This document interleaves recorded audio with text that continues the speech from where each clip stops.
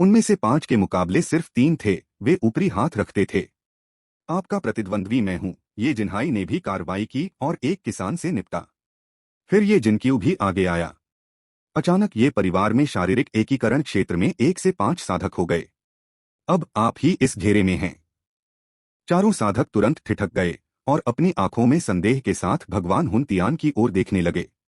तो क्या यह कमजोर 10,000 सितारों वाला द्वीप था, जहां शारीरिक एकीकरण क्षेत्र में केवल एक साधक था, जैसा आपने बताया? मुझे यह मत बताइए कि ये किसान जो अभी उभरे हैं, क्या उन्होंने हाल ही में सफलता प्राप्त की है?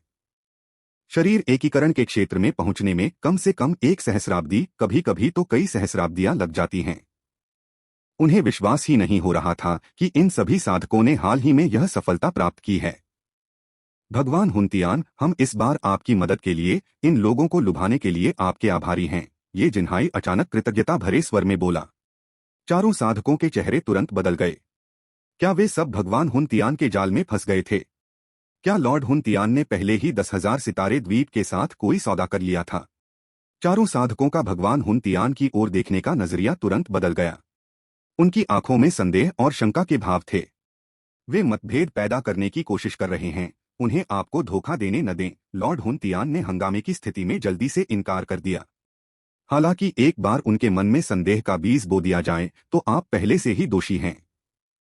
हालांकि उन्हें संदेह था कि ये जिन्हाई झूठ बोल रहे हैं, फिर भी वे खुद को लॉर्ड हुनतियान से दूर रखने से नहीं रोक सके। क्रोध से लगभग पागल हो चुके भगवान हुनतियान अपने 7वें दर्जे के जादुई हथियार के बिना बहुत कमजोर हो गए थे। इन लोगों की मदद के बिना उनकी स्थिति बहुत नाजुक हो जाती। आक्रमण करना, ये शियाओशियाओं ने मोर्चा संभाला और आगे बढ़ी। उसके शाही औ की गति अनगिनत सैनिकों में बदल गई। भाग्य के सुनहरे ड्रैगन पर सवार होकर सेना के साथ ये शियाओशियाओं ने तुरंत ही शरीर एकीकरण क्षेत्र में एक साधक को घेर लिया। हमला हमला हमला, सेना का मनोबल ऊंचा था और वे मारने के लिए तैयार थे। दयुराजसी राजवंश ने पहली बार पूर्वी सद्भावना देव प्रांत में अपनी ताकत का प्रदर्शन किया। आक्रमण का सामना करते हुए ये शियाओशियाओं से भी उच्च साधना स्तर वाला साधक भी बच नहीं सका। अन्य सैनिकों ने भी अपने विरोधियों को ढूंढ लिया और भयंकर युद्ध में शामिल हो गए। ये फैन स्टैंड बाय पर रहा। ये जिन्यून के बगल में खड़ा होकर उस पर नजर रखता रहा। ये जिन्यून की आभा काफी मजबूत हो गई थी। ऐसा लग रहा था कि अब ज्यादा समय नहीं बचेगा जब वह शारीरिक एकीकरण के क्षेत्र में प्रवेश कर जाएगा। हालांकि ये जिन्यून के लिए शारीरिक एकीकरण क्षेत्र केवल शुरुआत थी। भाग्य के पुत्र और नियम आत्मा बीज के भाग्य के साथ केवल पार करना क्लेश एक शुरुआत होगी तथा महायान क्षेत्र शायद अंत न हो। क्लेश को पार करने के बाद ऊपर उठना तथा उच्चतर दुनिया में प्रवेश करना भी हमारी पहुंच में था। लड़ाई कई दिनों से चल रही थी और यह स्पष्ट था कि लॉर्ड हुनतियान हार के कगार पर था। इस बार उसके पास आत्मविनाश के लिए कोई 7वें स्तर का जादुई हथियार नहीं था और उसके पास बच निकलने का कोई मौका नहीं था। ताओ आर्ट्स ग्रैंड थंडर फायर, ये जिनतियन ने जो ताओ समझा था वह थंडर और फायर का ताओ था। उन्होंने जिन ताओ कलाओं को समझा वे स्वाभाविक रूप से आक्रमण के लिए सबसे शक्तिशाली थंडर फायर ताओ कलाएं थीं। लॉर्ड हुनतियान का चेहरा आक्रोश से भरा था। उन्होंने शुरू में 10,000 सितारों वाले द्वीप को अपना अवसर समझा था, लेकिन अब वे हार गए थे। उसकी आध्यात्मिक आत्मा लुप्त हो गई और उसकी आंखों में अभी भी आक्रोश था। जब उनकी आध्यात्मिक आत्मा का अंतिम निशान नष्ट हो गया तो उनकी सच्ची आत्मा का एक अंश भी शून्य में लुप्त हो गया। इस समय अन्य निवेशित स्वामी भी अपनी सीमा तक पहुंच चुके थे। अब उन्हें अंततः समझ में आ गया कि भगवान हुनतियान को भागने के लिए अपने जादुई हथियारों का विस्फोट क्यों करना पड़ा। सिर्फ इसलिए कि ये परिवार बहुत मजबूत था। जिस क्षण भगवान हुनतियान की मृत्यु हुई, उन्होंने लड़ाई जारी रखने का आत्मविश्वास पूरी तरह खो दिया। एक पल में 7वीं श्रेणी के 4 जादुई हथियार खुद ही नष्ट हो गए, यहां तक कि अंतरिक्ष में एक विशाल ब्लैक होल भी फट गया। और तभी ये फान ने आखिरकार अपनी चाल चली। ताओ कला, अराजकता, लकड़ी क्षेत्र। आधार के रूप में अराजकता मिनी दुनिया के आधार पर और लकड़ी के दांव के साथ संयुक्त एक विधि एक संपूर्ण दुनिया का निर्माण करेगी। चारों सरदारों ने निराशा से सिर उठाया। अब उन्हें एहसास हुआ कि ये परिवार के सबसे ताकतवर ने अब तक कोई कदम नहीं उठाया था। चारों प्रभु चुपचाप अराजकता मिनी दुनिया के लिए पोषण बन गए। उसके हाथ की एक और लहर से विस्फोटित खुली जगह तुरंत बहाल हो गई। सब कुछ ऐसा लग रहा था जैसे पहले कभी ऐसा हुआ ही न हो। पूर्वी सम्राट स्तब्ध रह गया। ऐसा लग रहा था जैसे ये फान उसे बहुत पीछे छोड़ आया हो। अंतर बहुत बड़ा था। दयुसेना, युद्ध में मेरे पीछे आओ। ये शियाओ के पीछे असंख्य क्यूई शोधन क्षेत्र, दर्जनों दिव्यता रूपांतरण चरण, हजारों युआन यिंग और लाखों कोर गठन चरण साधकों की एक विशाल सेना एकत्रित थी। ये शियाओ के पीछे सैकड़ों उड़न नौकाओं के साथ वे पूर्वी हारमोनी गौड़ प्रांत की ओर रवाना हुए। 5 महान संप्रदायों के सबसे शक्तिशाली योद्धा यहाँ मारे गए थे। वे स्वाभाविक रूप से 5 संप्रदायों को नहीं छोड़ सकते थे। ये संप्रदाय हजारों या यहाँ तक कि हजारों वर्षों से अस्तित्व में थे। उनकी जड़ें गहरी थीं और उनके पास निश्चित रूप से प्रचुर संसाधन थे। ये शियाओ अपने अभियान की ओर आगे बढ़ी और स्वाभाविक रूप से पूर्वी सम्राट भी शीघ्रता से उसके पीछे चल पड़ा। 10,000 सितारे द्वीप के ऊपर की तलवार अंततः गायब हो गई। 10,000 सितारे द्वीप पर रहने वाले किसानों ने राहत की सांस ली। 10,000 सितारे द्वीप का भविष्य और भी बेहतर विकास लेकर आएगा। भविष्य में वे भी छठा दिव्य राज्य बनना चाहते थे। 5 महान संप्रदायों के खतरे के बिना 10,000 सितारे द्वीप एक बार फिर शांतिपूर्ण हो गया। 3 महीने बाद ये शियाओ प्रचुर आपूर्ति के साथ 3 अमर द्वीपों पर लौट आया। जैसे ही वह आगे बढ़ी, दर्जनों भंडारण बैग दिखाई देने लगे। अधिकांश संसाधन ये फैन को सौंप दिए गए, सिवाय एक हिस्से के जो दयु राजवंश के लिए रखा गया था। संसाधनों को छांटने के बाद ये फैन आश्चर्यचकित था। जो संप्रदाय हजारों या लाखों वर्षों से जीवित रहा हो, उसके पास संसाधन कैसे नहीं हो सकते। वहां 7वीं और 8वीं श्रेणी की स्पिरिट औषधियां और स्पिरिट घासें थीं, और यहां तक कि 10,000 संयुक्त फूल भी थे, जिनकी संख्या दर्जनों में थी। इन संसाधनों के साथ ये परिवार को मूलतः पारलौकिक क्लेश चरण से पहले संसाधनों के बारे में कोई चिंता नहीं थी। इतने सारे स्पिरिट घास और स्पिरिट खनिजों को देखकर ये फैन को थोड़ी खुजली महसूस हुई। यदि उन्हें युद्ध शक्ति बढ़ाने के लिए अमृत और जादुई हथियार नहीं बनाया गया, तो क्या यह बर्बादी नहीं होगी?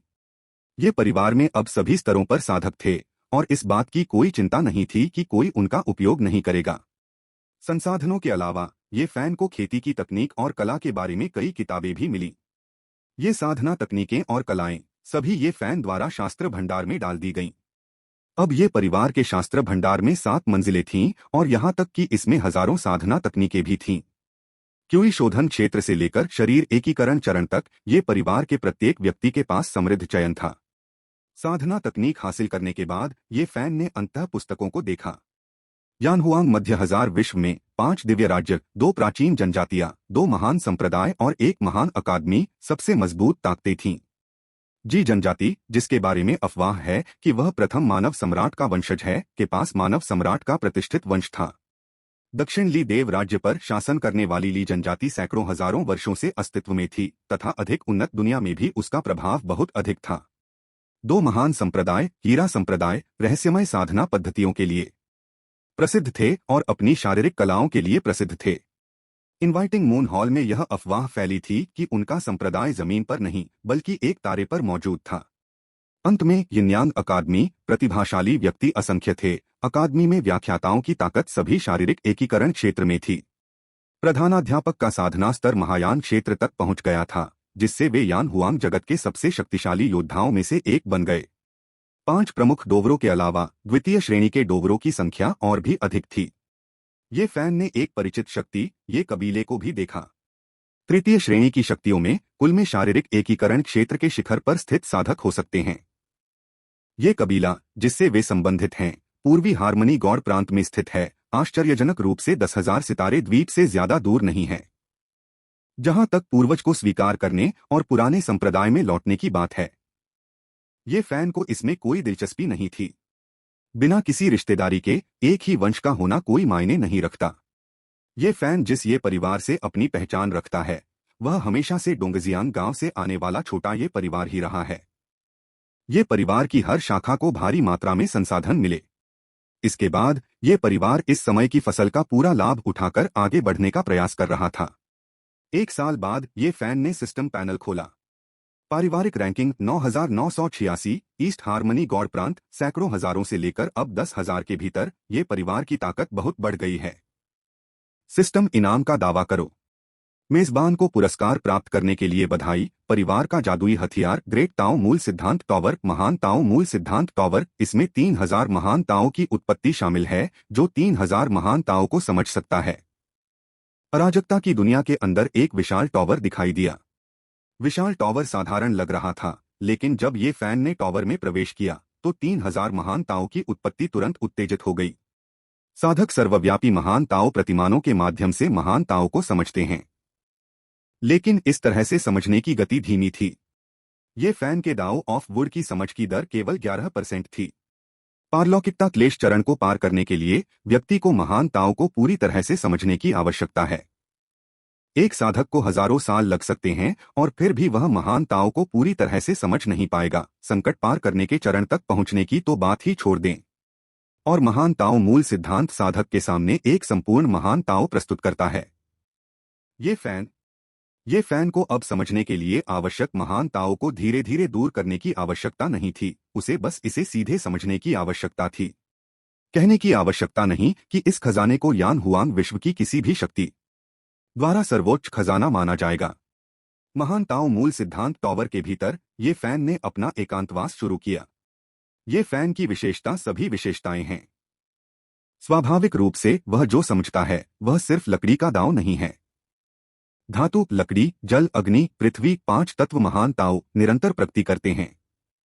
जैसे जैसे ये फैन की 5 तत्वों के महान ताओ की दैनिक समझ बढ़ती गई, अराजकता की दुनिया के नियम तेजी से परिष्कृत होते गए। महान ताओ की उत्पत्ति का प्रत्येक तंतु अराजकता विश्व के संचालन को बनाए रखते हुए उत्पन्न हुआ था। दूसरी ओर ये शियाओ 5 प्रमुख संप्रदायों की सेनाओं को दायु राजवंश के क्षेत्रों में परिवर्तित करते हुए क्षेत्रों पर दावा करने के लिए कड़ी मेहनत कर रहा था। दायु राजवंश के अभियानों के पैमाने को देखते हुए यह प्रमुख ताकतों की नजरों से ओझल नहीं होगा। जल्द ही किसी ने 10,000 सितारों वाले द्वीप की खबर के बारे में पूछताछ की। जब उन्हें पता चला कि 10,000 सितारा द्वीप की रैंकिंग में उन्नति पहले ही पूरी हो चुकी है, तो वे अफसोस से भर गए। चूंकि रैंक में पदोन्नति हो चुकी थी, इसलिए उनके लिए कार्रवाई करने में बहुत देर हो चुकी थी। इन सेनाओं में ये कबीला भी शामिल था। ये कबीले का ध्यान उन संप्रदायों से अलग था, उनकी नजर ये परिवार पर थी।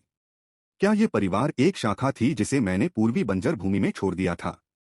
दिलचस्प बात है, उन तक संदेश पहुंचाओ और उन्हें मुख्य परिवार में लौटने का मौका दो। यदि शाखाएं मुख्य वंश में विलीन हो जाएं, तो ये वंश ये परिवार के भाग्य का आनंद ले सकेगा। ये कबीले के लिए लाभ छोटे नहीं थे, जो ये कबीले का भी लाभ था। जल्द ही एकीकरण क्षेत्र का एक साधक ये परिवार के पास पहुंचा।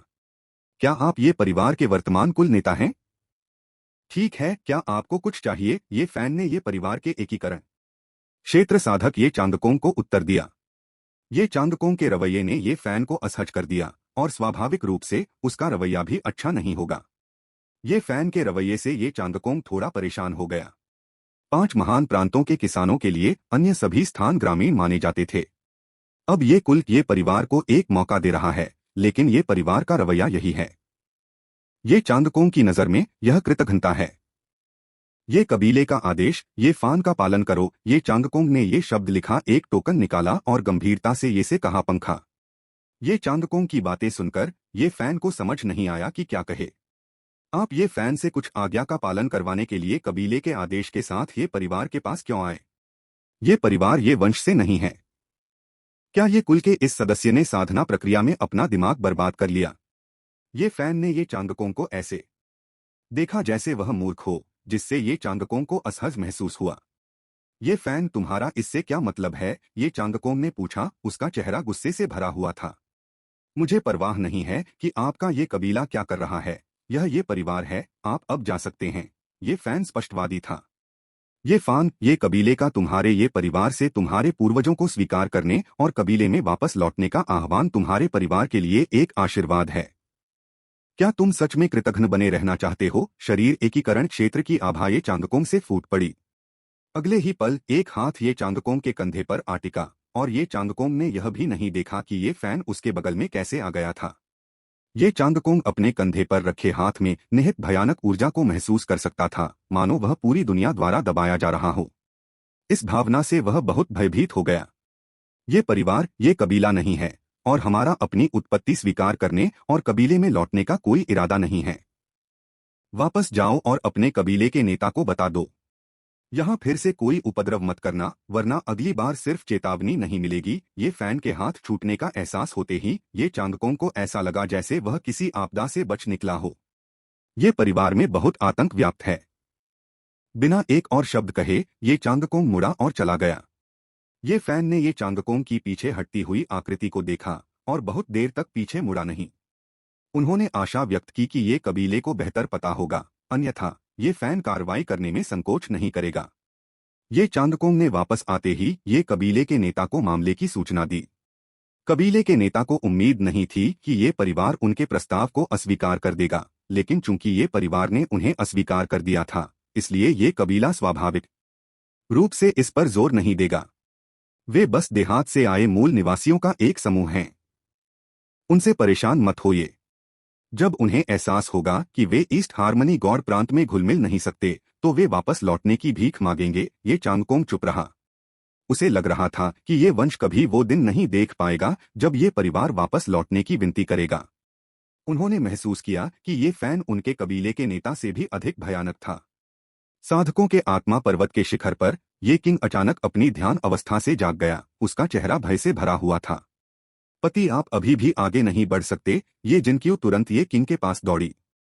ये किंग ने आ भरी, अपने आंतरिक राक्षसों पर काबू पाए बिना, मुझे लगता है कि मैं आगे नहीं बढ़ सकता। ये किंग का साधना स्तर उसके पिछले जीवन से बहुत आगे निकल गया था, परंतु अब जब वह शारीरिक एकीकरण क्षेत्र को तोड़ने वाला था, तो उसके पिछले जीवन की घटनाएं उसके हृदय में कांटे की तरह चुभ रही थीं, जो उसे मानसिक रूप से आगे बढ़ने से रोक रही थीं, और इस प्रकार उसका साधना स्तर भी अटक गया था। ये किंग ने कुछ बार बलपूर्वक अंदर घुसने की कोशिश की थी, लेकिन वह लगभग आत्मविनाश की स्थिति में पहुंच गया था। ऐसा लग रहा था कि इस आंतरिक दानव से निपटने के बिना शरीर एकीकरण क्षेत्र को तोड़ना असंभव होगा। इस आंतरिक राक्षस से निपटने के लिए उसे अपने पिछले जन्म के शत्रु को मारना पड़ा। अपने पिछले जीवन में वह एक अकेले साधक थे जिनकी प्रतिभा को केवल स्वीकार्य माना जा सकता था, लेकिन अपने रूप से उसने स्वर्णिम इंद्रधनुष अमर संप्रदाय के संप्रदाय गुरु की बेटी का ध्यान आकर्षित कर लिया। उस समय ये किंग युवा था और उसे एक धनी महिला का मूल्य नहीं पता था, इसलिए उसने मना कर दिया। अप्रत्याशित रूप से संप्रदाय के गुरु की बेटी ये किंग को पाने में असमर्थ थी, इसलिए उसने उसे नष्ट करने की कोशिश की। उसने ये किंग की हत्या करने के लिए उसके सबसे अच्छे दोस्त लू मिंग के साथ मिलकर काम किया। यदि ये किंग को पुनर्जन्म पुष्प की सौभाग्यपूर्ण खोज न मिली होती, तो वह बहुत पहले ही दुनिया से गायब हो चुका होता। अब पूर्वी सद्भाव भगवान प्रांत में वापस आकर ये किंग को अतीत की याद आ गई।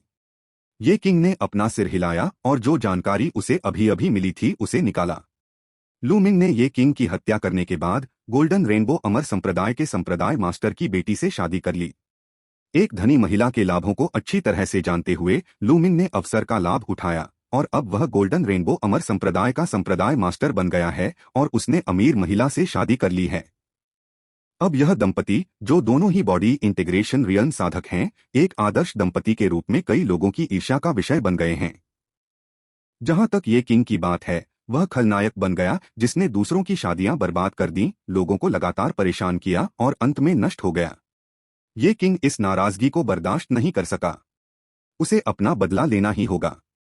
यदि उसने अपना बदला नहीं लिया, तो ये किंग ने कसम खाई कि वह फिर कभी किसी अमीर महिला से प्रेम नहीं करेगा। यदि दुश्मन एक जोड़े के रूप में लड़े, तो ये किंग ने घोषणा की कि वह उनका फायदा नहीं उठाएगा। उसकी पत्नी उन दोनों को एक के खिलाफ लड़ाएगी।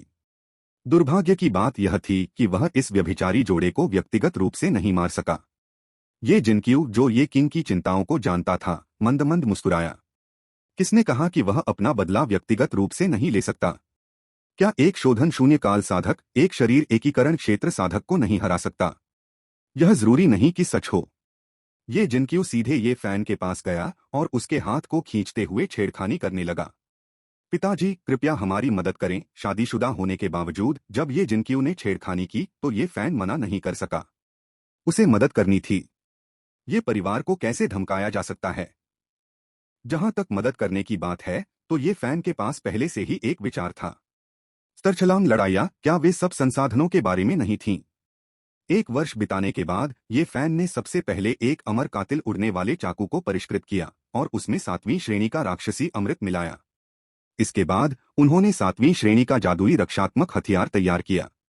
यदि उसके पास रक्षात्मक हथियार है, तो उसे आत्मा की रक्षा करने वाले जादुई हथियार की भी आवश्यकता होगी।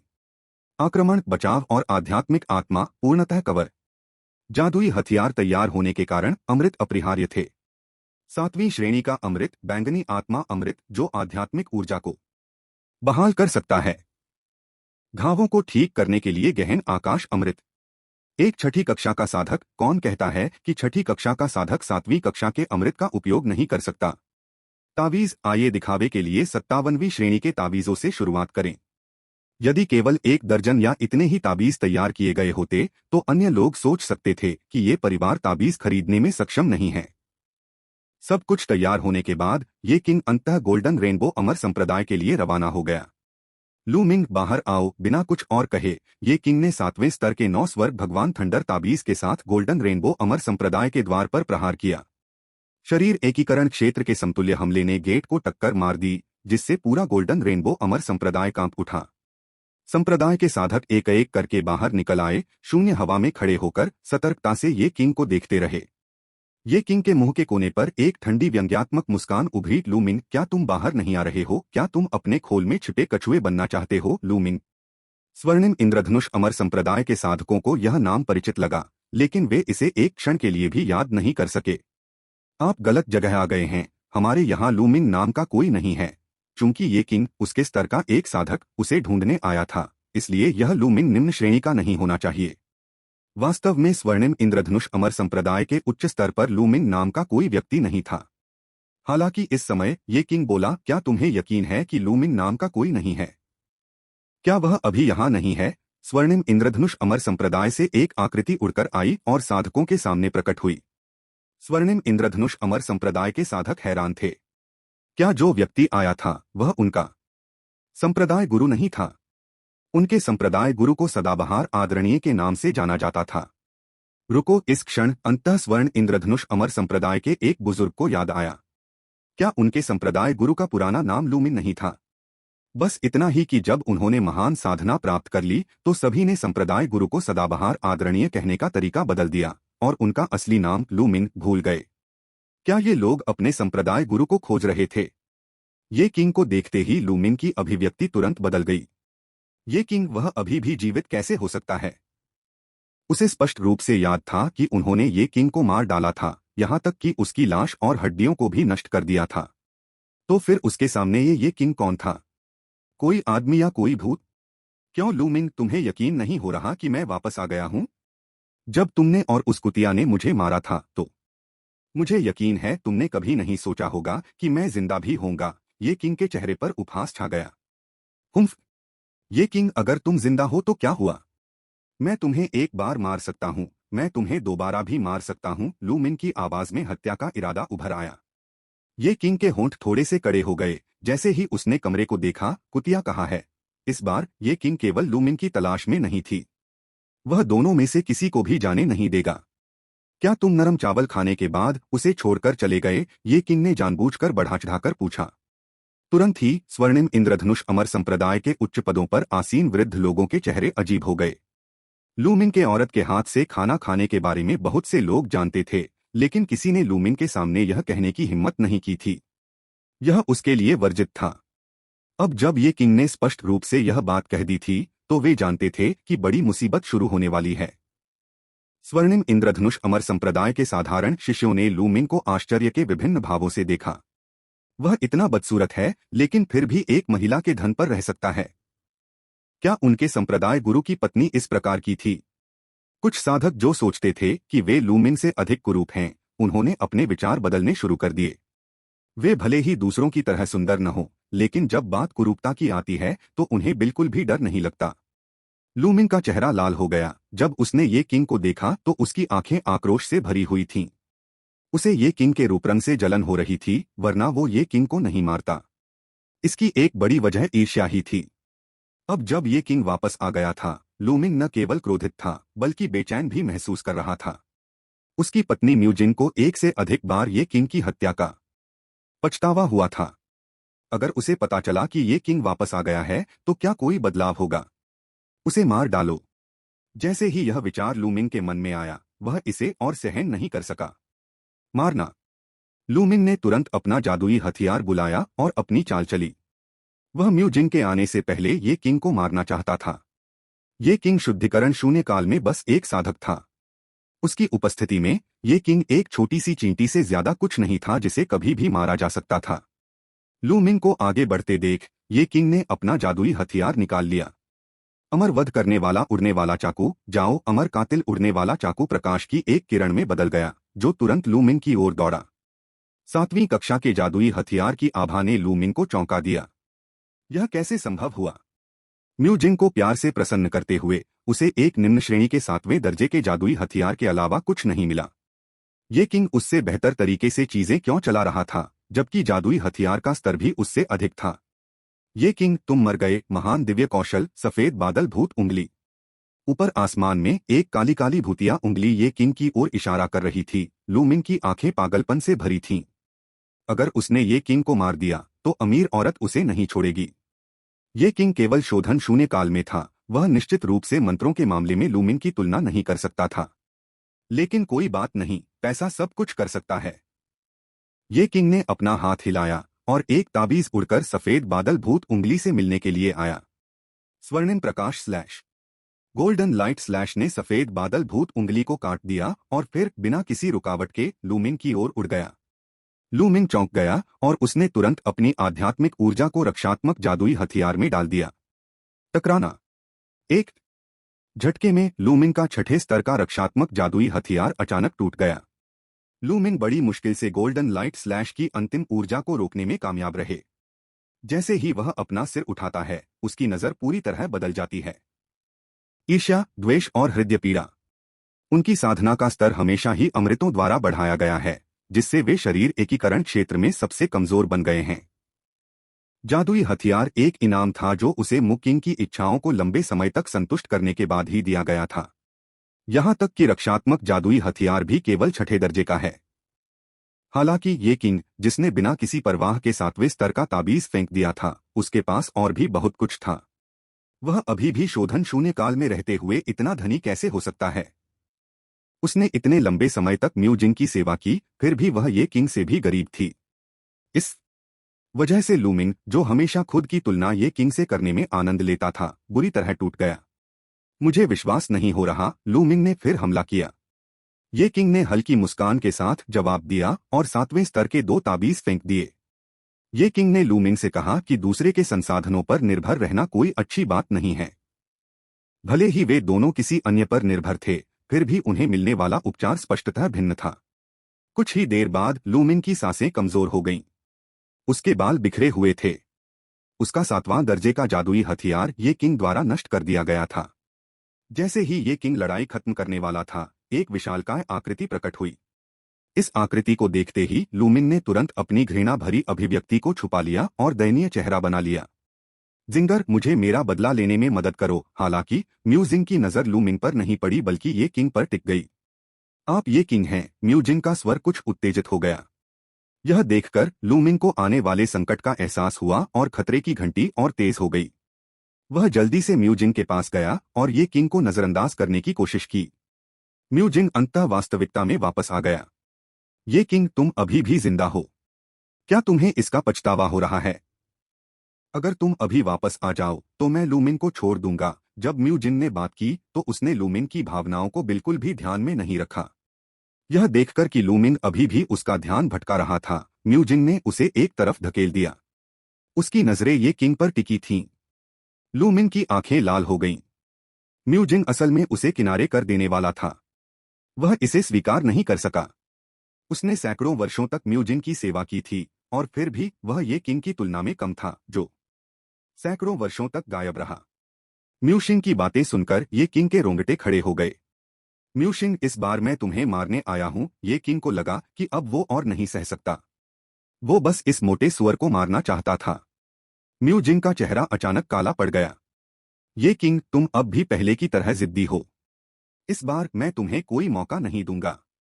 मेरे साथ रहो। म्यू जिंग के शब्दों से स्वर्णिम इंद्रधनुष अमर संप्रदाय के शिष्यों ने लू मिंग को एक नई नजर से देखा। वह पूरी तरह से धोखा खा चुका था। मैं तुम्हें मार डालूंगा। लू मिंग अब इसे सहन नहीं कर सका। उसने तुरंत अपने दिव्य कौशल को सक्रिय किया और ये किंग की ओर दौड़ा। तुम्हें लड़ने की अनुमति नहीं है। म्यू जिंग ने उसे रोकने की कोशिश की, लेकिन एक आकृति ने उसे रोक दिया। पुरुषों के मामलों में हस्तक्षेप न करना ही बेहतर है। शरीर एकीकरण क्षेत्र की आभा आगे बढ़ी, जिसने म्यू जिंग को अवरुद्ध कर दिया। तुम कौन हो? जैसे ही म्यू जिंग ने ये जिनक्यू के आकर्षक चेहरे और आकृति को देखा, उसकी आंखें ईर्ष्या से भर गईं। मैं ये किंग की पत्नी हूँ। ये जिनक्यू ने हल्की मुस्कान के साथ 7वें स्तर का मध्यम श्रेणी का जादुई हथियार sky shaking wolf fang club निकाला। लू मिंग ने भी अपना हमला रोक दिया। जब उसने ये किंग की ओर देखा तो उसकी निगाहें सदमे से भर गईं। तो तुम भी एक रखैल हो? लू मिंग हक्का बक्का रह गया। तो ये किंग, तुम सचमुच दूसरों पर निर्भर रह सकती हो। बस बात यह है कि ऐसा करने के तुम्हारे मानक मेरे मानकों से बेहतर हैं। ये जिनक्यू ने स्नेहपूर्वक ये किंग के साथ हाथ मिलाया और उस पर अपना दावा जताया।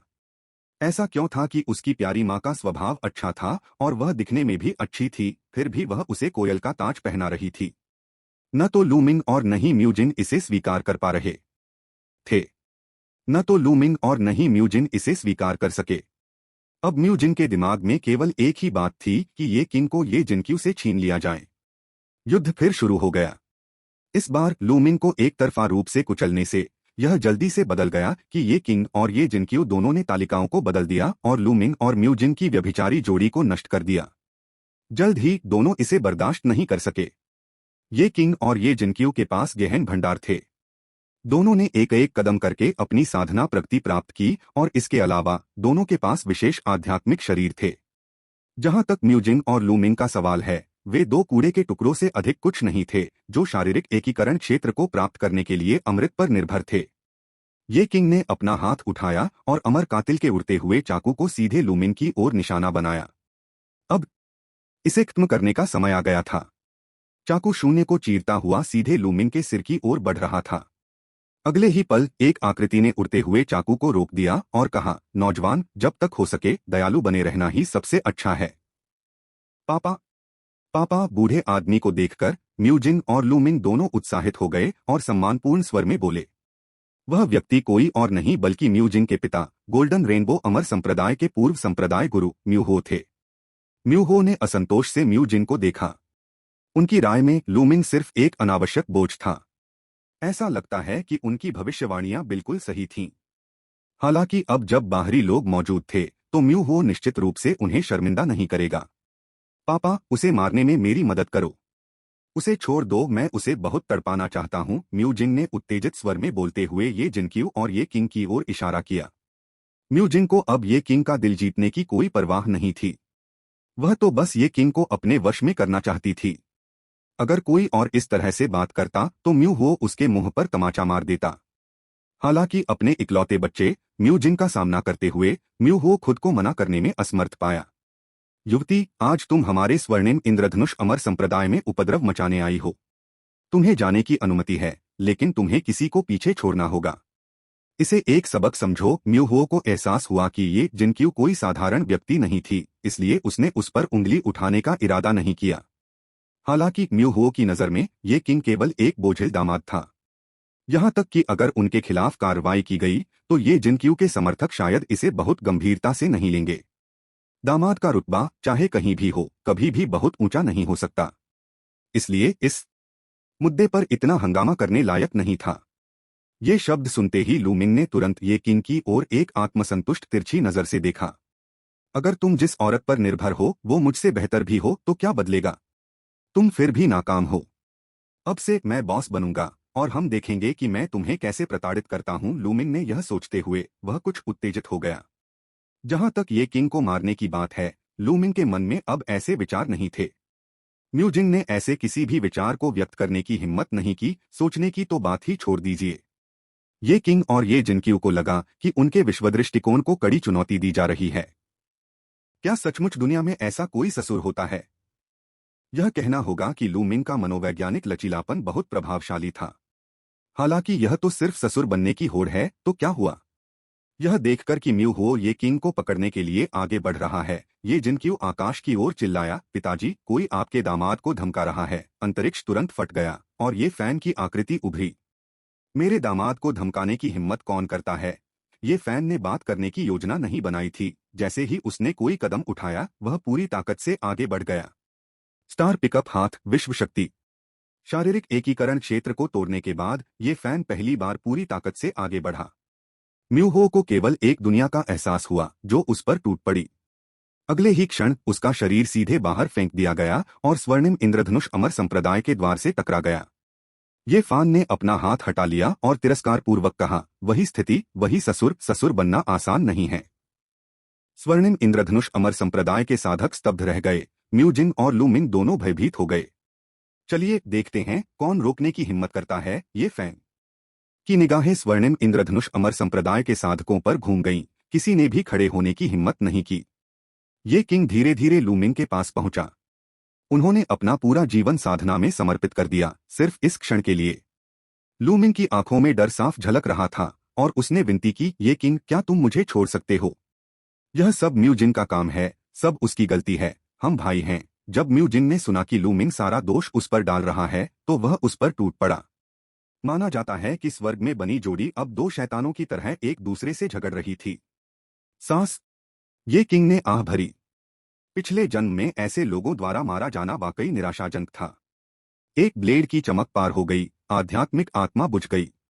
ये किंग को लगा कि उसके विचार स्पष्ट हो गए हैं, इसलिए उसने अपनी आंखें बंद कर लीं। शारीरिक एकीकरण क्षेत्र में प्रवेश करने से उसे रोकने वाली बाधा समाप्त हो गई थी। ये किंग के शरीर में जादुई शक्ति को देखते हुए उसने तुरंत सफलता हासिल कर ली थी।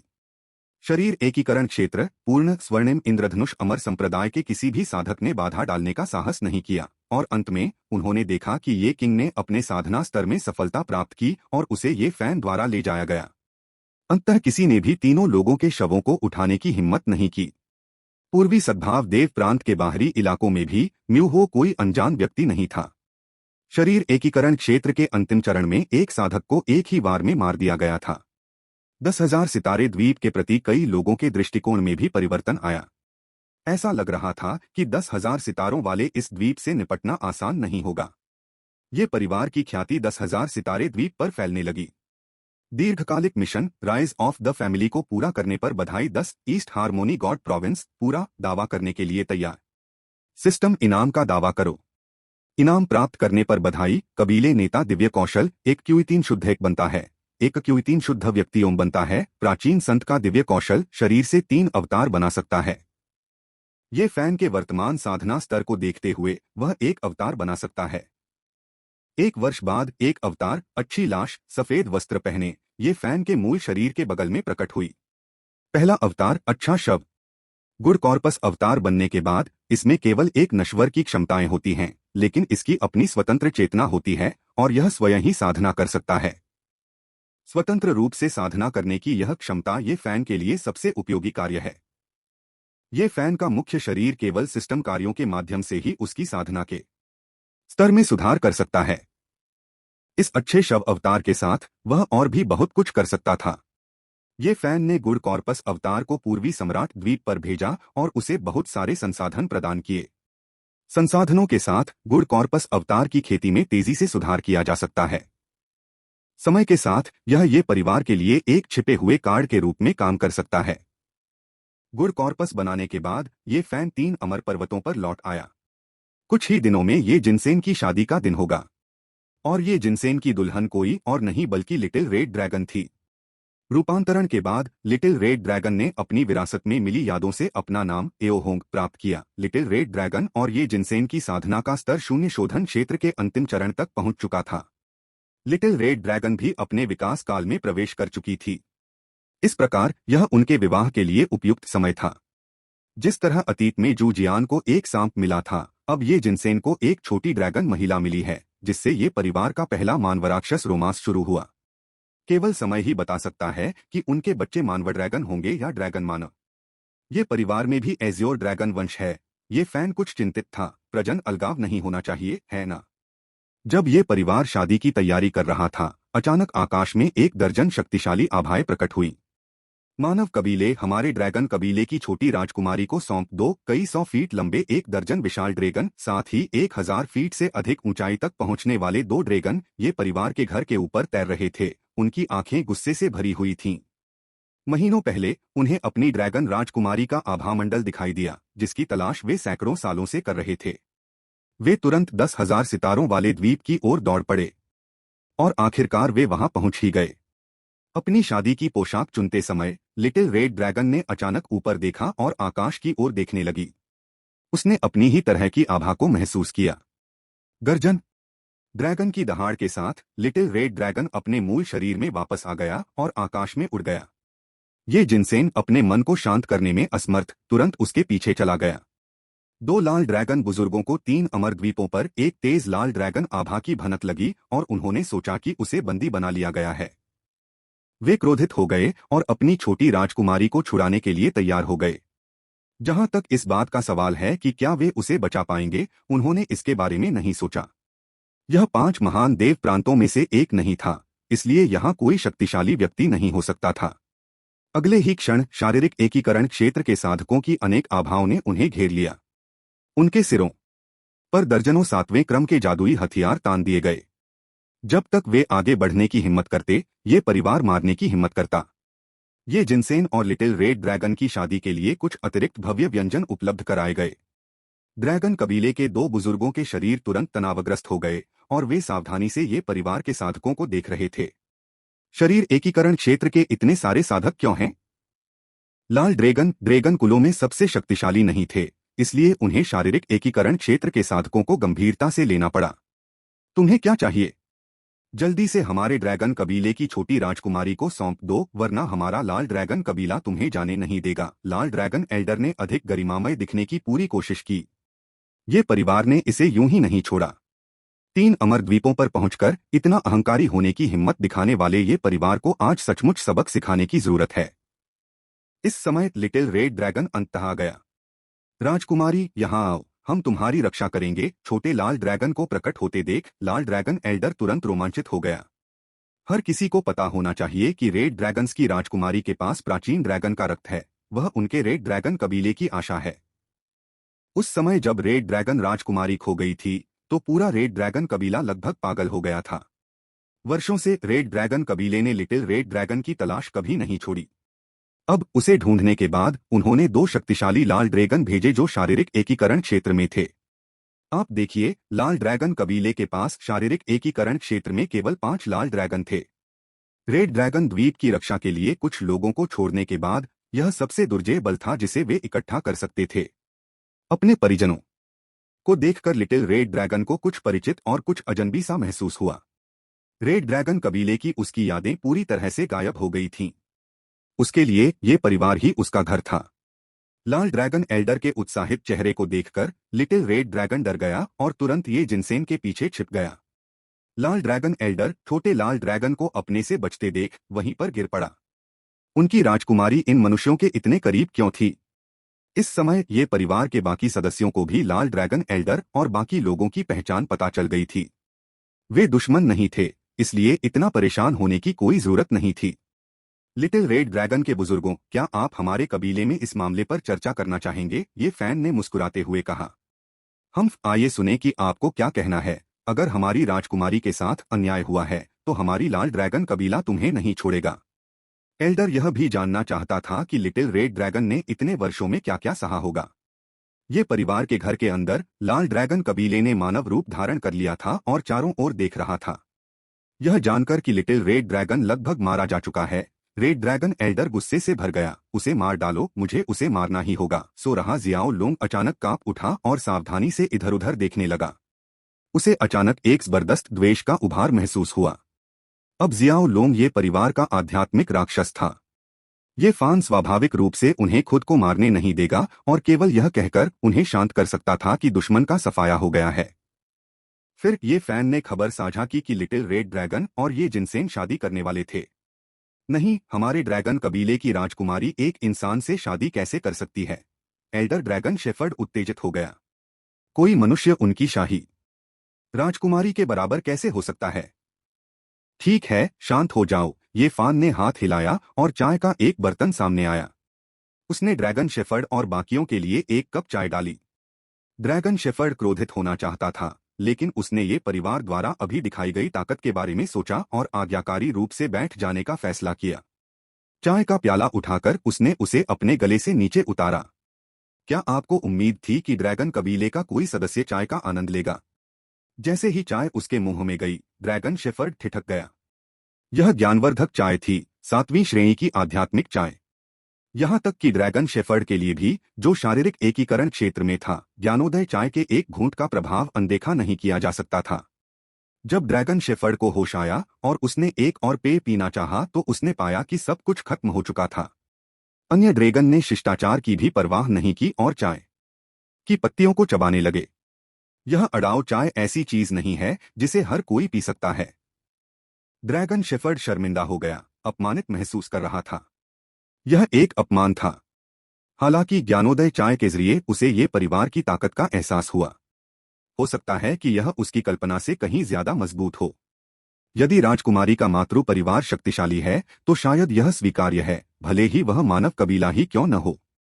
इसके बाद लिटिल रेड ड्रैगन ने ये जिनसेन से शादी करने और उसके साथ एक समान अनुबंध पर हस्ताक्षर करने पर जोर दिया। ड्रैगन शेफर्ड को पता चला कि वह इसे बदलने में असमर्थ था और केवल स्वीकार कर सकता था।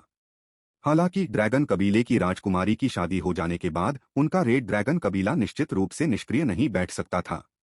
कम से कम उन्हें लिटिल रेड ड्रैगन के लिए दहेज तो तैयार करना ही था। स्थिति की अचानकता के कारण ड्रैगन शेफर्ड ने पहले अवसर पर रेड ड्रैगन कबीले को सूचित करने और उन्हें दहेज तैयार करने का निर्णय लिया। ये फान भी तैयारी कर रहा था। अतीत में वे नहीं जानते थे कि लिटिल रेड ड्रैगन का एक पैतृक घर है। यही वजह है कि ये फैन ने केवल थोड़ी सी तैयारी की, ज्यादा नहीं। अब लिटिल रेड ड्रैगन के पैतृक घर से लोग आ रहे थे। ये फैन इसे उसी तरह से संभाल नहीं सका। कम से कम वे लोगों को यह सोचने नहीं दे सकते थे कि ये परिवार लिटिल रेड ड्रैगन को महत्व नहीं देता। दोनों पक्ष अपनी प्रतिष्ठा बचाना चाहते थे और दोनों ने तैयारियां शुरू कर दी। 3 महीने बाद औपचारिक रूप से शादी संपन्न हुई। लाल ड्रैगन कबीले से शारीरिक एकीकरण क्षेत्र में 5 लाल ड्रैगन में से 4 आए। लिटिल रेड ड्रैगन के माता पिता का पहले ही देहांत हो चुका था, इसलिए कबीले का वर्तमान मुखिया लिटिल रेड ड्रैगन के पैतृक घर के प्रतिनिधि के रूप में शादी में शामिल होगा। दुल्हन के परिवार के लिए रेड ड्रैगन कबीले की ओर से उपहार भी भेजे गए। एक 7वीं श्रेणी का जादुई हथियार, 33 7वीं श्रेणी की आध्यात्मिक औषधियां, 50वीं श्रेणी के अमृत, 10 7वीं श्रेणी के आत्मा खनिज पत्थर। ड्रैगन शेफर्ड ने दहेज निकाला। वह काफी आत्मसंतुष्ट लग रहा था। इतना अधिक दहेज, इससे रेड ड्रैगन कबीले की गहराई का पता चलता है ना? इस समय ये परिवार ने भी दुल्हन के लिए अपने उपहार प्रस्तुत किए। 10 7वें स्तर के जादुई हथियार, 99 7वें स्तर की आध्यात्मिक औषधियां, 100 7वें स्तर के अमृत। दुल्हन के लिए ये परिवार के उपहारों की सूची सुनकर रेड ड्रैगन कबीला दंग रह गया। उन्हें लगा कि उन्होंने गलत सुना है और कई बार पुष्टि करने के बाद ही उन्हें अंततः यकीन हुआ कि यह सब सच है। अब शर्मिंदा होने की बारी रेड ड्रैगन कबीले की थी। उनके दहेज पर यह परिवार के उपहारों का सीधा प्रभाव पड़ा। पहले तो उन्होंने सोचा कि अधिक देने से रेड ड्रैगन कबीले की छोटी राजकुमारी की प्रतिष्ठा बच जाएगी। अब लगता है कि बात इज्जत बचाने की नहीं थी। इज्जत न गंवाना तो पहले से ही अच्छा था। अपने हृदय में वे मानव कुल को कुछ हद तक तुच्छ समझते थे। आखिरकार यह 10,000 सितारा द्वीप पर बस एक परिवार था। बिना किसी प्रतिष्ठा के वे कितने मजबूत हो सकते थे। उन्होंने ये जिनसेन को दामाद के रूप में अपने परिवार में शामिल करने के बारे में भी सोचा। ये फान ने इस बारे में ज्यादा नहीं सोचा था। मुख्य उद्देश्य ये परिवार को लिटिल रेड ड्रैगन का महत्व बताना था। उसने बस यूं ही कुछ चीजें उठा लीं। आखिरकार ये सभी चीजें ये परिवार द्वारा ही निर्मित की गई थीं और वास्तव में इनकी लागत इतनी अधिक नहीं थी। ड्रैगन शेफर्ड, क्या यह वही शक्ति प्रदर्शन है जिसकी तुम बात कर रहे थे? लाल ड्रैगन कबीले के नेता का चेहरा थोड़ा लाल हो गया, लेकिन उसकी पहले से ही लाल त्वचा के कारण यह ध्यान देने योग्य नहीं था। कबीले के नेता, मुझे भी इसकी उम्मीद नहीं थी। ड्रैगन शेफर्ड काफी दयनीय लग रहा था। यदि उन्हें पहले पता होता तो वे खुद को मूर्ख बनाने नहीं आते। लगता है राजकुमारी को बहुत अच्छा पति मिल गया है। कोई नुकसान नहीं, बिल्कुल भी नहीं। दरअसल हमारे रेड ड्रैगन कबीले को बहुत फायदा हुआ है। जब वे जा रहे थे, रेड ड्रैगन कबीले के नेता ने लिटिल रेड ड्रैगन को एक टोकन दिया जो पैतृक ड्रैगन ऑर्डर था। यह पैतृक ड्रैगन ऑर्डर रेड ड्रैगन कबीले के शाही वंश का प्रतीक है। अब रेड ड्रैगन कबीले में केवल लिटिल रेड ड्रैगन ही इस टोकन के लिए पात्र है। रेड ड्रैगन कबीले ने अपने साथ कोई दहेज नहीं लिया। इसके बजाय उन्होंने सब कुछ लिटिल ड्रैगन के लिए छोड़ दिया। हालांकि उन्होंने लालच से इसकी लालसा की। यद्यपि रेड ड्रैगन कबीला समृद्ध दिखाई देता है, लेकिन वे इन वर्षों में आराम से नहीं रह रहे हैं। उन्होंने जो दहेज लाया है वह रेड ड्रैगन कबीले द्वारा दशकों से एकत्रित किया गया संसाधन है। आने वाले दिनों में उन्हें दांत पीसकर कमर कसनी होगी। ये जिनसेन की शादी पिछले कुछ समय से ये परिवार में सबसे बड़ी घटना रही है। इसके बाद ये परिवार एक बार फिर शांति में लौट आया। साधना का स्तर जितना ऊंचा होगा, सफलता पाने में उतना ही अधिक समय लगेगा। ये परिवार के सदस्यों की योग्यता के बावजूद शरीर एकीकरण क्षेत्र के प्रारंभिक चरण से मध्य चरण तक पहुंचने में दशकों लग जाते हैं। 30 साल बाद ये जिन्हाई को ये फैन मिलता है। दीर्घायु संप्रदाय पूर्वी सद्भाव भगवान प्रांत में जाने के लिए तैयार है। अब 10,000 सितारे द्वीप दयु साम्राज्य के अंतर्गत आता है। भले ही वे परिवार हैं, ये जिन्हाई हमेशा के लिए ये परिवार की सुरक्षा पर निर्भर नहीं रहना चाहती। इसलिए उन्होंने अपनी नजरें ईस्ट हार्मनी गौड़ प्रांत पर टिका दी हैं। कुछ समय बाद ये जिंतियन ने भी ये फैन की तलाश की। 1000 लीव्स पैवेलियन भी 10,000 स्टार्स द्वीप से आगे विस्तार करने की तैयारी कर रहा है। परिवार की दोनों शाखाएं नए युद्ध क्षेत्र खोलने की तैयारी कर रही हैं। ये फान स्वाभाविक रूप से उन्हें नहीं रोकेगा। ये परिवार हमेशा के लिए 10,000 सितारों वाले द्वीप पर नहीं रह सकता। 10,000 सितारों वाला द्वीप निरंतर विकसित हो रहा है तथा आध्यात्मिक ऊर्जा का संकेंद्रण भी लगातार बढ़ रहा है। भविष्य में यदि यह सचमुच छठा दिव्य राज्य बन जाता है तो ये परिवार अपनी वर्तमान शक्ति के साथ 10,000 सितारे द्वीप पर कब्जा नहीं कर पाएगा। 1000 पत्तियों के मंडप और दीर्घायु संप्रदाय दोनों की शक्ति के साथ ये परिवार भी पूर्वी सद्भाव भगवान प्रांत में ठोस जमीन पर खड़ा हो सकेगा। ये फैन ने कन्फ्यूशियस संप्रदाय के मूल आधार को ये जिन्हाई को सौंप दिया ताकि वह इसे दीर्घायु संप्रदाय के आधार के रूप में उपयोग कर सके। अन्य संप्रदायों की सत्ता ये जिंतियन को सौंप दी गई। 1000 पत्ती वाला शहर पर्याप्त नहीं है। 10,000। ये जिंतियन सतर्क है, लेकिन उसकी महत्वाकांक्षा भी है। उन्हें उम्मीद है कि भविष्य में 1000 पत्ती शहर पूरे यान हुआंग विश्व में फैल सकेगा। ये परिवार ने अपनी ताकत दिखाने के बाद कम प्रोफाइल रखना शुरू कर दिया। यहां तक कि ये परिवार के किसान भी शायद ही कभी बाहर निकलते थे। 3 साल बाद परिवार की सभा शुरू हुई। ये फैन ने निर्णय लिया। ये परिवार का मुख्य वंश स्थानांतरित होना शुरू हो रहा है। ये फान ने अपना निर्णय घोषित किया। मुख्य वंश अनंत प्रकाश दुनिया में स्थानांतरित हो रहा है। 18 वर्ष से कम आयु के लोग अभी भी मुख्य वंश के अंतर्गत ही खेती करेंगे। 18 वर्ष की आयु प्राप्त करने के बाद वे प्रशिक्षुता के लिए विभिन्न शाखाओं में शामिल होने के लिए 10,000 स्टार्स द्वीप पर वापस लौट आएंगे। हालांकि शाखाएं 10,000 स्टार्स द्वीप पर ही रहेंगी, लेकिन जैसे जैसे शाखाओं के साधक शरीर एकीकरण क्षेत्र में प्रवेश करेंगे, वे धीरे धीरे सेवानिवृत्त होने लगेंगे और अपने विलय की घोषणा करेंगे। जो साधक विलय करेंगे वे शाश्वत प्रकाश में मुख्य वंश में चले जाएंगे। दुनिया प्रत्येक शाखा को शरीर एकीकरण क्षेत्र में अधिकतम 1 या 2 साधकों को रखना होगा। भविष्य में 10,000 स्टार्स आइलैंड ये परिवार के लिए एक सहायक कंपनी की तरह होगा। 3 साल बाद ये परिवार का अवलोकन करने वाले परिवारों को अचानक पता चला कि ये परिवार का मुख्य वंश लुप्त हो गया है। चाहे उन्होंने कितनी भी खोज की, उन्हें ये परिवार के मुख्य वंश का कोई निशान नहीं मिला। जल्द ही ये परिवार में एक अफवाह फैलने लगी। उनके कई उच्चस्तरीय साधक एक प्राचीन खंडहर की खोज करते हुए मारे गए थे। यह समाचार सुनकर 10,000 सितारे द्वीप पर नजर रखने वाले कई परिवारों में हलचल मच गई।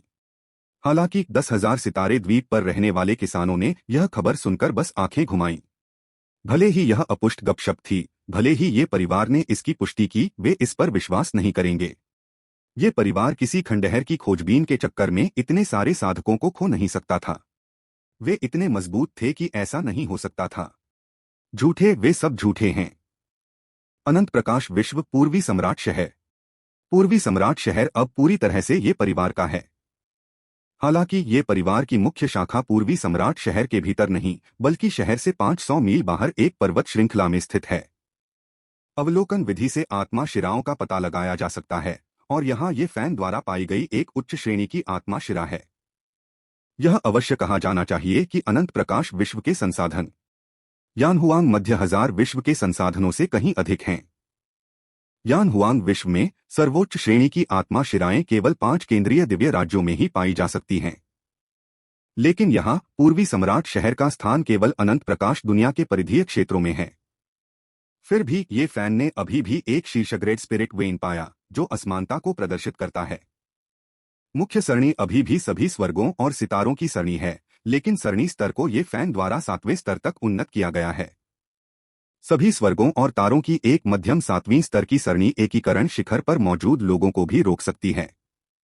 ये परिवार में अब 4000 से अधिक लोग हैं। 5,000 सदस्यों वाला यह परिवार 7 की संख्या से ज्यादा दूर नहीं है।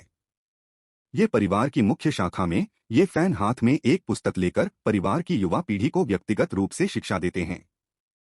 ये फैन ने साधना मार्ग का परिचय नहीं दिया, बल्कि अपने पिछले जीवन से 3 चरित्र क्लासिक 100 पारिवारिक उपनाम जैसे ग्रंथों को संकलित किया। साधक बनने के लिए पहले मनुष्य होना जरूरी है। ये फान को सांसारिक भावनाओं से दूर रहने वाला व्यक्ति बनने के लिए ये परिवार के साधना स्तर की आवश्यकता नहीं है। ये परिवार के लिए परिवार और प्रेम तथाकथित अनंत जीवन से कहीं अधिक महत्वपूर्ण है। जब ये फैन खाली होते हैं तो वे व्यक्तिगत रूप से ये परिवार की युवा पीढ़ी के लिए कक्षाएं आयोजित करते हैं और अपने घुटनों पर पोते पोतियों की खुशी का अनुभव करते हैं। ये फैन के लिए यह भी साधना है, उसके अपने हृदय की साधना।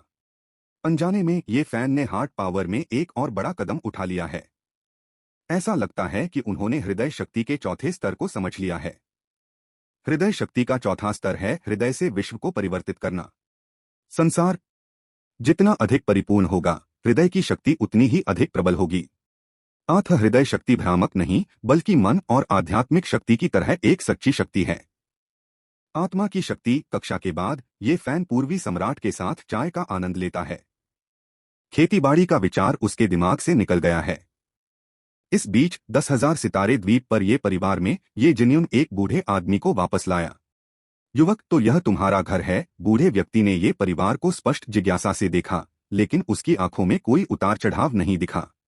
जब वह ये जिन्यून को देखता है तो उसके चेहरे पर मुस्कान आ जाती है। दादाजी, आपकी चोट गंभीर है। मेरे गुफाघर में रुकें और थोड़ी देर आराम करें। ये जिन्यून ने बूढ़े आदमी को कुछ और अमृत दिए। बूढ़े आदमी को ये जिन्यून ने पाया था। जब वृद्ध व्यक्ति को पाया गया तो वह गंभीर रूप से घायल लग रहा था।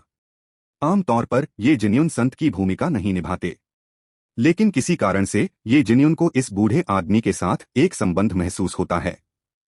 ऐसा लगता है जैसे उस बूढ़े आदमी की आभा भी उसके जैसी ही है। ये जिन्यून को जाते हुए देखकर बूढ़े व्यक्ति ने उसके हाथ में रखे अमृत को देखा। उसकी मुस्कान और भी चौड़ी हो गई। उत्कृष्ट बुद्धि, चरित्र और प्रतिभा। सबसे महत्वपूर्ण बात यह है कि वह भी मेरी तरह भाग्य का पुत्र है। मुझे आशा नहीं थी कि मुझे ऐसा योग्य शिष्य मिलेगा। इसी समय बूढ़े आदमी के सामने अचानक एक आकृति प्रकट हुई। ये फैन की अच्छी लाश ने अपनी आंखों में सावधानी के भाव के साथ बूढ़े आदमी को देखा। ये फैन की अच्छी लाश उसकी मनोदशा की गुणवत्ता के कारण पहले से ही शोधन शून्य अवधि तक आगे बढ़ चुकी है।